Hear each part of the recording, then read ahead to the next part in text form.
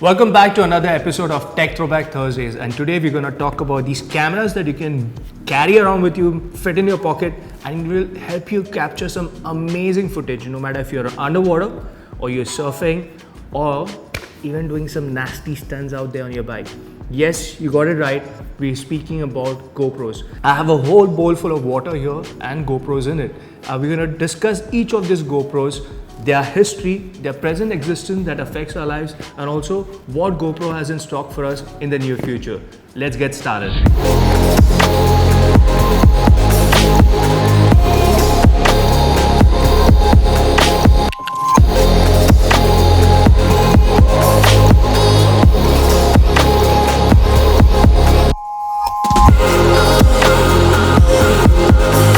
Before we even go ahead and discuss GoPros or even get some of the GoPros out here, let's talk about Nick Woodman.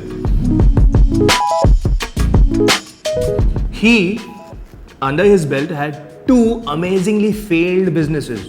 Yeah, it's not something to be joyous about, but those failed businesses encouraged him, or probably got him so dejected, that he went around surfing with his friends. He noticed one of the biggest hurdles that these guys were having in order to go pro during surfing, and that is they were not able to document themselves while they were surfing. He identified this need and he set up a shop in a VW van with his wife. With a sewing machine, he made straps so that people could strap on their cameras and they could capture these magnificent events or document these things. And in doing so, he was able to get along some amount of funds put together. He did borrow some money of his parents and he launched the first camera, which was a 35mm camera which used a Kodak film to capture the moments. That was not the real true sense of GoPro, but yes, that was the start. And this was back in 2002.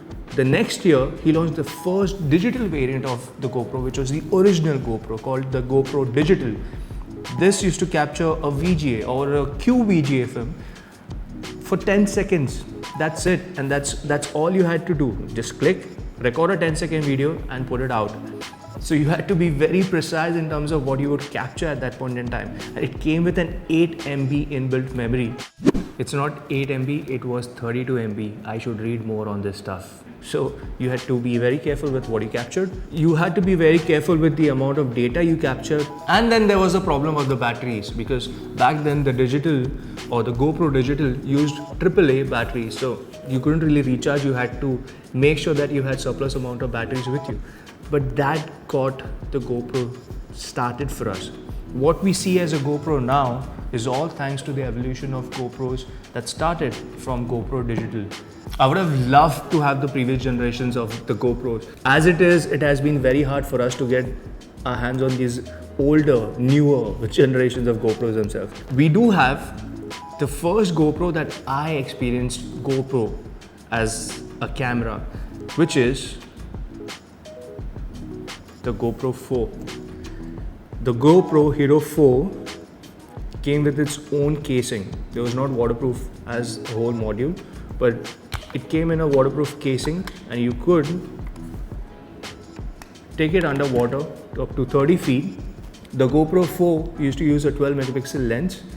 The shell in itself was not waterproof. As I displayed earlier, we had a casing which you had to use in case you wanted to mount it on something or even dive underwater. The battery life was okay, but there was no display on the back which would display information. So you had basic things that a small screen out here would display, a black and white screen would display.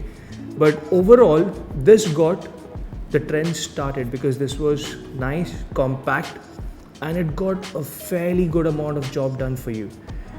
If you think this was small, the next generation of camera, which was called as the GoPro Session, this came somewhere immediately after the 4 was launched. This is by far my most favorite go-to camera. There is a 5 Session as well. I don't have that here, but the Session, you could strap it on. It had no screen, just a small screen here which would display some elements in terms of your battery and your recording. But this was small enough to strap it onto a bow and just spring it out or mount on a small dog without him knowing that it's on him. And it delivered. It did not have that great stabilization or a video output, The maximum resolution that they supported was 720p. But for its time, it was great. The next one is the GoPro 5. Oh, sorry, this is not the GoPro 5. This is not the GoPro 5. They look very similar. This is the GoPro 5, and let me just get both of these out here. I mean, could you tell the difference? I could not. Unless you read at the side what camera it is. It was really hard to tell. But yeah, size-wise, they are exactly identical, the 5 and the 6. The only difference that is there between the 5 and 6 was the amount of stabilization the 6 brought over the 5.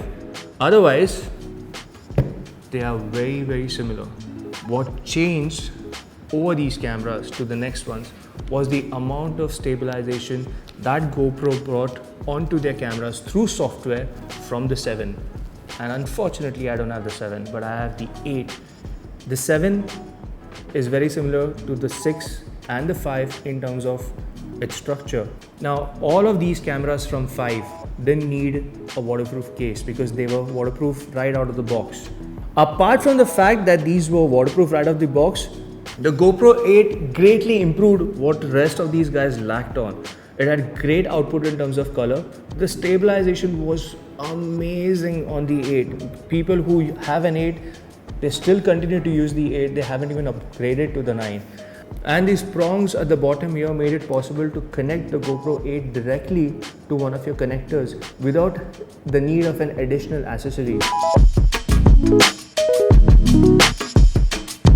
Right now, there is a GoPro 9 which is out in the market, which is this. But people still prefer the 8 only because it's able to do everything that a 9 can do without having to pay the extra cost. And the biggest improvement for GoPro 9 was the front display. You could use the GoPro 9 as your vlog camera because of the secondary screen up front. It was a color display. It would help you frame your shots right. And with the additional stabilization or stabilization 2.0 as GoPro called it, this provided gimbal-like stabilization on a small handheld camera. Yes, there are other cameras like GoPro which provide this kind of stabilization. DJI Osmo Pocket, for example, but it has got mechanical moving parts to do it. The GoPro 9 does all of that without any stabilization parts or any mechanical parts. It's all inbuilt. And that's one of the best selling factors for GoPro. The quick software that GoPro provided a few years ago provided this amazing handy tool for content creators to edit their footage on the go and just publish it out there. For some reason, they left it unattended for quite some time. But the revamped version of Quick that we have now lets you do so much more. It identifies those key shots that you need in the frame automatically. You can go ahead and manually control it as well. There is royalty-free music which is also available on Quick now, which you can add to your footage. And you can also use Quick software to link up to your devices and stream your videos live as well. That is a very neat feature to have given this day and time where we are stuck indoors. So if you have one of these devices and you're wondering how can I put this to good use when you're quarantined and you can't go out there, can't surf, you can't go biking or dirt riding, you can't do anything outdoors, you can use these for your normal day-to-day usage where you want to stream content live or maybe have an office call with your colleagues. These provide a nice wide-angle view as compared to any other lenses or cameras that you have out there. So maybe put them out to use while we are not stepping out of the house. Yes, much like everybody else, GoPro 2 is currently suffering from the setbacks created by this pandemic. But there is a silver lining to all of this. Eventually, we are going to step out because the pandemic is sure to end. We need to end. So scientists, if you guys are working on us, please work on those vaccinations faster. We need to step out. We're going crazy out here. And eventually, we will have a newer generation of camera which will be more focused on a pandemic 2.0 probably, which we can use outdoors, indoors, irrespective. GoPro has got a little heavier as compared to what it first started. Maybe what we'll see in the newer generation of GoPros is the weight going down and the usability factor of these devices, these magnificent devices, going up. This is Aurelius signing off from Pinkvilla Tech. And this has been an episode of Tech Throwback Thursdays. And if you guys are interested in more such content, please go ahead and like us, subscribe so that we grow as you guys are growing in your lives. And also, if there is anything specific in the world of tech that you guys would like us to review, give us a shout out in comments.